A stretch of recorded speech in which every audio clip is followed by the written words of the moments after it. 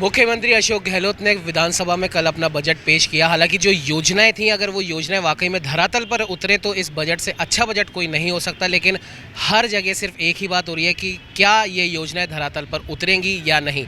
और इस बजट को युवाओं पे फोकस रखा गया है, ऐसा मुख्यमंत्री अशोक गहलोत का कहना है। तो युवाओं को इस बजट से क्या कुछ हासिल होगा, ये आज हम जानेंगे। हमारे साथ पूर्व छात्र संघ अध्यक्ष और मेडिकल एसोसिएशन से जुड़े हुए और यूथ लीडर भरत बेनीवाल जी हमारे साथ हैं। भरत जी, आपसे जानना चाहेंगे, कल जो बजट पेश किया है मुख्यमंत्री अशोक गहलोत ने, उनका कहना है कि यूथ ओरिएंटेड ये बजट है। क्या लगता है आपको, क्या वाकई में यूथ को इस बजट से आने वाले टाइम में कोई फ़ायदा होने वाला है, भले ही वो सरकारी भर्तियाँ हो या और कोई योजनाएं हो? जी देखिए, इस बजट में अभी तक जिस तरह से ये देखा जाए तो ये बजट केवल और केवल एक चुनावी बजट है। क्योंकि पहले वाले 4 बजट देखे होंगे आपने, उसमें से अभी तक 30% जो था बजट वो धरातल पे नहीं आ पाया है। जैसे ये बजट में बड़ी बड़ी घोषणाएं कर देते हैं, बड़ी बड़ी बातें कर देते हैं, लेकिन उनको पूरा नहीं कर पाते, ये बड़ा दुर्भाग्य है। और जो पहले वाला जो सबसे बड़ा इशू चल रहा था यूथ के लिए, सबसे पहली डिमांड जो चल रही थी, हम लोगों ने रखी थी कि भाई फास्ट ट्रैक न्यायालय का गठन होना चाहिए, क्योंकि पेपर लीक इतने ज़्यादा हो रहे हैं। चलो आप भर्तियों की घोषणा कर देंगे, अच्छी बात है, लेकिन चलो आपने फॉर्म भरना भी निःशुल्क कर दिया, लेकिन फॉर्म भरने से ज़्यादा भाई बच्चे जो है उसकी फॉर्म फीस से नहीं डर रहे हैं। असली डर जो है वो पेपर लीक से हो रहा है। और ये बड़ा दुर्भाग्य है राजस्थान का कि 17 भर्तियां हुई, 17 की 17 भर्तियों में पेपर लीक हो गए। आज तक शायद राजस्थान में कहीं भी इतना ज़्यादा पेपर लीक का मामला सामने नहीं आया। और इसको अगर रोकना है तो फास्ट ट्रैक न्यायालय के गठन की मांग हम इसलिए कर रहे थे कि भाई जैसे 40 दिन का समय हो, 30-40 दिन का एक समय अवधि हो, बहुत कम टाइम पीरियड की, जैसे पॉक्सो एक्ट में होता है कि भाई तुरंत प्रभाव से उसमें जो भी दोषी है उस पर दोष साबित हो जाता है तो उसको तुरंत प्रभाव से सजा हो जाती है, तो उसकी जमानत ही नहीं हो पाती। तो ऐसे में जो पेपर लीक माफिया थे वो सारे जमानत पर छूट जाते हैं, एक 1.5 महीने में भ्रष्टाचारी वो बाहर आ जाते हैं। ऐसे लोगों के खिलाफ कार्रवाई के लिए फास्ट ट्रैक न्यायालय के गठन की हमने मांग की थी, लेकिन इन्होंने एसटीएफ का गठन किया। और एसटीएफ का गठन एसओजी के नीचे किया। यानी आपने माना है कि एसओजी कमज़ोर थी पहले। भाई बार बार आप कह रहे हो हमारी एसओजी अच्छे से काम कर रही है, अच्छे से काम कर रही है। अगर अच्छे से काम कर रही होती तो आप एसटीएफ का गठन नहीं करते। और एसटीएफ का गठन किया है तो उसका फ़ायदा आप देखने को भविष्य में कैसे मिलता है। जब एसओजी ढंग से काम नहीं कर पा रही तो उसके नीचे ही तो आपने एसटीएफ का गठन किया है। विशेषकर स्पेशली भर्तियों के लिए किया है, ये मान सकते हैं, लेकिन भर्तियों के लिए स्पेशली करना है तो इस काम को भी कीजिए साथ में, ये बहुत आवश्यक है। और रासुका कानून के तहत कार्रवाई हो। जो यूथ को सबसे ज़्यादा इंतजार था वो इस चीज़ का था। दूसरा, जो नई भर्तियों के लिए यूथ चाहता था कि भी नई भर्तियां निकलें। 1.5 लाख के करीब आपने घोषणा कर दी कि 1.5 लाख के करीब भर्तियां और देंगे हम, लेकिन उसमें आपने स्पष्ट नहीं किया कि भी कौन कौन सी भर्तियां निकालेंगे, कौन कौन सी विभाग में भर्तियां निकालेंगे। चिकित्सा विभाग के कम से कम 70 से 80 हज़ार पदों पे आज रिक्त पद हैं, जिनकी सूचना हमने मुख्यमंत्री तक पहुंचाई थी कि भी इन जैसे मेडिकल ऑफिसर की ले लो, कम्युनिटी हेल्थ ऑफिसर की ले लो, नर्सिंग ऑफिसर की ले लो, एएनएम की, फार्मासिस्ट की, physiotherapist, occupational therapist, dental doctors, सभी भर्तियाँ, आयुर्वेद डॉक्टर्स हो चाहे आयुर्वेद नर्सेज हो, सभी के सभी एएनएम से लेकर सारे पद खाली पड़े हैं, फार्मासिस्ट की हो। तो लेकिन इन्होंने पैरामेडिकल के कैडर बनाने की बात कही थी। काफ़ी समय से कोर्सेज इतने चला दिए, 400 कॉलेजेस खोल दी, 400 नर्सिंग कॉलेजेस हैं और 300-400 पैरामेडिकल कॉलेजेस हैं, लेकिन कई कोर्सेज ऐसे हैं जिनके आज तक कैडर तक नहीं बने।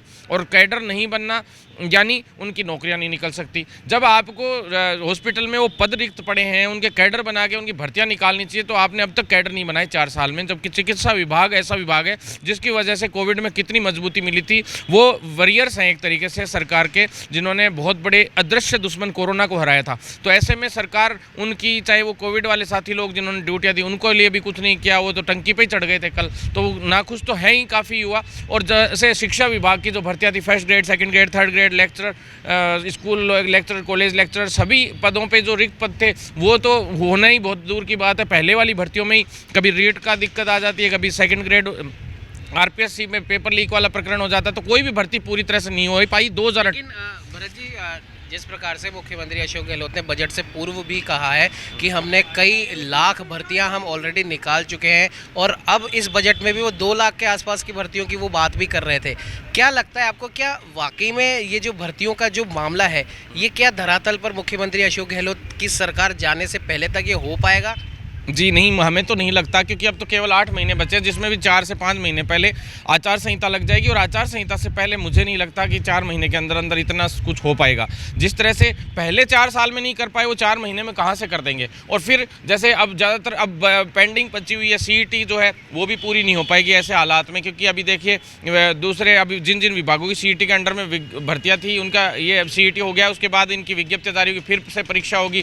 फिर हालात ये है कि पुराने वाला ही पूरा नहीं हो पाना। जिस तरह से सेकंड ग्रेड वाला भी इशू अभी क्रिएट हो रखा था, बहुत मुश्किल से अब वापस से पूरी पटरी पे आने लगा है धीरे धीरे सिस्टम। तो ये तो बहुत बुरे हालात हैं। हालांकि 30,000 सफाई कर्मियों की भर्तियां की है, जो SMS में हमारे मेडिकल विभाग के ही जो 4th क्लास कर्मचारी थे वो लगातार आंदोलनरत थे। उनको लीड भी मैंने किया था काफ़ी समय से, और हम लोगों ने लगातार मुख्यमंत्री के सामने बात भी रखी थी। हमारी कुछ मांगे इन्होंने मानी है, जैसे निःशुल्क करना फॉर्म फीस को, तो वो भी किया है। लेकिन निःशुल्क तब फायदा है जब एक तरफ आप फॉर्म निःशुल्क कर रहे हो और एक तरफ उसी फॉर्म से जो परीक्षाएं होंगी, भर्ती परीक्षा, उनके पेपर बिक रहे हैं, तो लोग उसके पेपरों के पैसे दे रहे हैं और निःशुल्क वाले बेचारे कर भी क्या लेंगे। तो ये हालात है। दूसरा जो हमने एक सबसे बड़ी मांग ये रखी थी कि आप प्राइवेट सेक्टर को भी मजबूत कीजिए रोजगार के मामले में। इन्होंने रोजगार के मामले में क्या है, गवर्नमेंट की सभी मांग करते हैं, लेकिन प्राइवेट सेक्टर में रोजगार की कोई बात नहीं करता। तो प्राइवेट सेक्टर में जो इंप्रूवमेंट है, अब राजस्थान के पास इन्होंने इतना बड़ा बजट पेश कर दिया,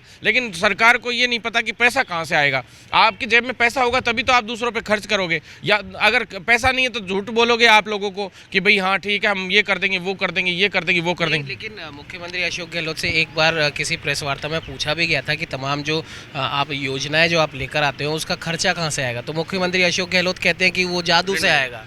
जी, वो कहते हैं जादू से आएगा, और ऋण लेते हैं वो 5,90,000 करोड़ के समथिंग अभी ऋण है जो अभी राजस्थान पे है, और हालात बहुत ख़राब हैं। हालांकि ऋण लेकर आप जनता का भला करने अच्छी बात है, लेकिन आप राजस्थान को इस योग्य बनाइए, युवाओं को इस योग्य बनाइए कि कर्जा लेना ही नहीं पड़े। किसान का कर्जा माफ़ की मांगें उठती हैं किसानों के लिए, ठीक है, पहले का जो भी कर्जा उसको तो माफ़ कीजिए, लेकिन जो है किसान को इस योग्य बनाइए कि उसको ऋण नहीं लेना पड़े। आप कृषि को इतना हाईटेक कर दीजिए, उसके जो सिस्टम को डेवलप कर कीजिए कि जिससे कि किसानों के जरिए कमाई हो सके। साथ में जो सोलर सिस्टम है उसको इम्प्रूव कीजिए, जो एनर्जी सिस्टम है उसको इम्प्रूव कीजिए। और राजस्थान का सबसे बड़ा जो सिस्टम था वो था पर्यटन, जिसके आधार पे अगर चाहे राजस्थान तो शायद इंडिया में ऐसा सबसे टॉप राज्य बन सकता है पर्यटन के मामले में। पर्यटन को तो उद्योग का दर्जा दिया ही है, क्या आपको नहीं लगता उससे कुछ फायदा होगा? जी, उद्योग का दर्जा दिया है, लेकिन उससे फायदा होगा थोड़ा बहुत, लेकिन इनको खुद को भी इम्प्रूव करना चाहिए। सरकार को खुद की तरफ से पर्यटन की जितनी भी छोटे मोटे गढ़ इमारतें, जो अच्छी अच्छी चीज़ें राजस्थान में,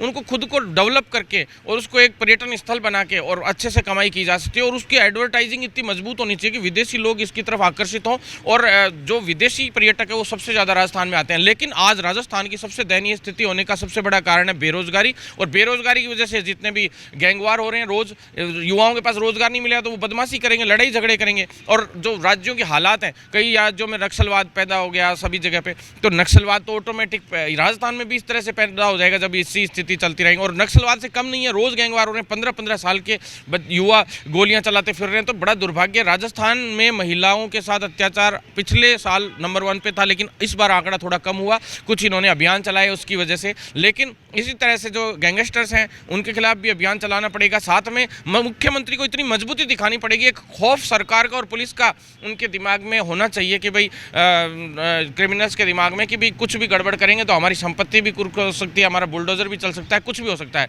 तो ऐसे में मुख्यमंत्री का मजबूत होना बहुत जरूरी है। संवेदनशील आप बनिए मुख्यमंत्री जी, लेकिन जनता के लिए बनिए, ना कि गैंगस्टर और फर्जी लोगों के लिए। आप ऐसे ऐसे लोगों को परमानेंट कर रहे हैं, जो कोई एनजीओ के थ्रू घुस गया, कोई किसी तरीके से घुस गया। चिकित्सा विभाग की सारी भर्तियों में इतना बड़ा फर्जीवाड़ा हो रहा है 2013-18 के बाद, और सारी भर्तियां जो अटकती है। आप देखिए बजट की बात है, अभी 2023 का बजट है, ऐसे ही 2013 का बजट आया, 2018 का बजट आया, इनमें जितनी भी भर्तियां आई सारी अटक गई लंबे समय से। आज भी जो पेंडिंग चल रही है वो 13 और 18 की चल रही है, और ऐसे ही अब 23 की। क्यों सरकारें जाते जाते ही बजट में अच्छी घोषणाएं क्यों करती हैं? उनको चरणबद्ध तरीके से पहले साल से ही शुरू कर दे। जैसे 10,000 भर्तियां निकालनी है, आप 2-2 हज़ार करके निकालिए ना 5 साल में, ताकि युवाओं को मौका मिले और वो पढ़ाई में बिजी रहें, ना कि क्रिमिनल एक्टिविटीज़ में। तो ऐसे इस बजट को आप 10 में से कितने नंबर देना चाहेंगे? जी, इस बजट को 10 में से नंबर तो तब देंगे जब ये बजट इम्प्लीमेंट हो जाएगा धरातल पे। घोषणाएं तो बड़ी बड़ी होती है, कहते हैं कि भाई हमने ये कर दिया, भाई महिलाओं को फ़ोन देने की बात कही थी पिछले बजट में, कहाँ गए फ़ोन, बंद कर दिया। अब आने वाले टाइम में इस बजट में क्या पता, और हालात ये चलते हैं 4 साल में तो हमने ये देखा है, बजट यूँ कहते हैं युवाओं के लिए बजट जारी किया है, युवाओं के लिए बजट जारी किया तो सबसे बड़े युवा तो आपके सचिन पायलट जी थे, उनके ही रोज़गार के आगे पीछे कर रखा आपने मामला। तो इस तरह से आप युवाओं को बढ़ावा नहीं दे रहे। मैं ये नहीं कहता कि भाई सचिन पायलट जी को मौका दो या किसी और को मौका दो, सभी को आप अपनी पार्टी के युवाओं को भी मौका दीजिए, उनका भी हो तो भला होगा जब और दूसरे युवाओं का आप लोग कर पाओगे। तो ऐसे में सरकार जो है पूरी तरह से निष्क्रिय हो रही है अपने कार्यक्रमों में। अगर मजबूती से मुख्यमंत्री जी इस सिस्टम को अभी भी बचाना चाहते हैं तो 7-8 महीने हैं उनके पास, वैसे तो 4 महीने बचे हैं, आचार संहिता लग जाएगी, और बजट में नंबर तो तब देंगे जब लास्ट टाइम पे अपने आप जनता नंबर दे देगी। 8 महीने बाद चुनाव है और वोट की चोट इस बार युवा करेगा अगर सरकार ने नहीं किया तो। और पूरे राजस्थान में हम अभियान भी चलाने जा रहे हैं। हम युवा बहुत नाराज हैं इस बजट से, कर्मचारी वर्ग बहुत ज़्यादा नाराज है। प्रोबेशन पीरियड की बात कही थी इन्होंने कि 1 साल का प्रोबेशन पीरियड कर देंगे, साथ में जो है सैलरी भी पूरी मिलेगी केंद्र सरकार की तर्ज पे, लेकिन वो भी नहीं हुआ। फिर चिकित्सा मेडिकल एंड हेल्थ को आप देखिए, कुछ भी नहीं दिया वैसे देखा जाए तो। 3 मेडिकल कॉलेजेस जरूर खोले हैं, और चिरंजीवी योजना ये कह रहे हैं 10 से 25 लाख कर दिया। चिरंजीवी योजना आपने कर दिया 10 से 25 लाख, लेकिन आप ये देखिए कि जो प्राइवेट हॉस्पिटल्स के खिलाफ आपने क्या कार्रवाई की। उस 2-2 लाख के बिल को 5-5 लाख कैसे शो करना है वो उनको भली भांति आता है। आज तक उन पर कोई कार्रवाई नहीं हुई। सरकार के ही लोग उसमें मिली भगत रखते हैं, और जो जनता का टैक्स का पैसा है वो उस फ्री सेवा के तहत जाता है कि भाई सभी लोगों को फ्री सेवा तभी मिलती है जब हम टैक्स जमा कराते हैं। तो हमारे पैसे को ब्लैक तरीके से लूटा जा रहा है एक तरीके से। तो उन हॉस्पिटल्स पे कार्रवाई कीजिए जब उस 2 लाख का बिल 5 लाख में शो कर रहे हैं, वहाँ पे 5 लाख में जब 3 मरीज सही हो सकते तो 1 मरीज के ही पीछे आपने पूरा वेस्ट करवा दिया पैसा। ये बड़ा दुर्भाग्य। और आपकी चिरंजीवी योजना तब ही सफल होगी जब आप चिकित्सा विभाग में 70 से 75 हज़ार भर्तियाँ करेंगे। आज आपके पास स्टाफ ही नहीं है, क्वालिटी स्टाफ नहीं है, बैकडोर एंट्रीज आपने करवा रखी हैं, फर्जी लोग फर्जी डिग्रियाँ बनवा लाते हैं, मेरिट आधार पर आपने भर्तियाँ कर दी और वो लग जाते हैं। इस तरह के हालात बहुत दयनीय है। योजनाएं एक से एक आप लेके आ रहे हैं, लेकिन उन योजनाओं को धरातल पे तभी ला पाएंगे जब इनमें फर्जीवाड़े रुकेंगे और उनको प्रॉपर वे में, प्रॉपर तरीके से क्वालिटी और सब तरीके से देखते हुए, मेंटेन करते हुए आप लोग आगे बढ़ेंगे। ये थे हमारे साथ युवा नेता भरत बेनीवाल जी, जिन्होंने कल के पेश हुए बजट के ऊपर भी काफ़ी इन्होंने अपनी बातें रखी। युवाओं के बारे में इन्होंने बातें करी, महिला अपराध जो लगातार राजस्थान में बढ़ते जा रहे हैं उस बारे में उन्होंने बात करी, चिकित्सा विभाग में जो खामियां हैं उस बारे में उन्होंने बात करी। कुल मिला के हम ये कह सकते हैं कि कल पेश हुए इस बजट से युवा, खासकर अगर हम बात करें युवाओं की, तो वो युवा नाखुश यहाँ पर नज़र आ रहा है। सहयोगी कुलदीप के साथ उमंग माथुर, नवतेज टीवी, जयपुर। देश और दुनिया की हर बड़ी खबर के लिए सब्सक्राइब करें नवतेज टीवी, और पल पल के अपडेट्स के लिए बेल आइकन को दबाना ना भूलें, क्योंकि आपकी खबरों का भरोसेमंद साथी है नवतेज टीवी।